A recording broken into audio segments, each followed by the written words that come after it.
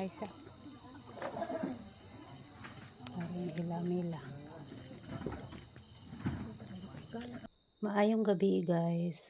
Punta pala kami ni Annabel sa bahay nila Mila. Dahil ito yung unang gabi na iburol siya. Parang hindi talaga ako makapaniwala na wala na siya. Parang hindi totoo. Ito ba mangga rin?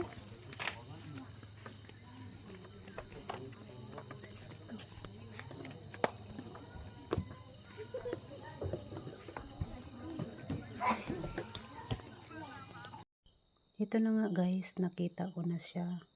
At parang hindi talaga ako makapaniwala, sa totoo lang.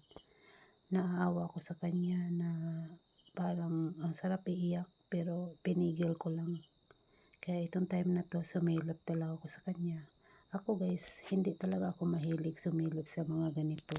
Pili lang po ang taong sinisilip ko. Dahil close nga kami ni Mila, lagi kami magkasama pag may mga lakad-lakad.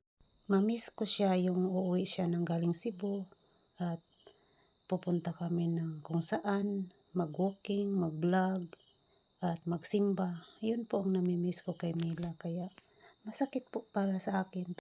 Dahil nung last namin kita guys, yung hinatid namin ang berhin sa Taytay. At yung time na yun malakas siya guys.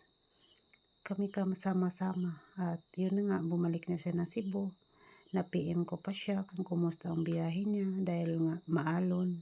At sabi niya okay naman siya.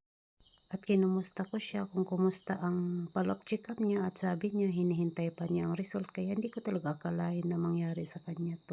Rest and peace Mil, at huwag kang mag-alala sa nanay mo dahil alam ko naman hindi yan siya pabayaan nila Marisa at nila Angie dahil mahal na mahal nila ang nanay mo.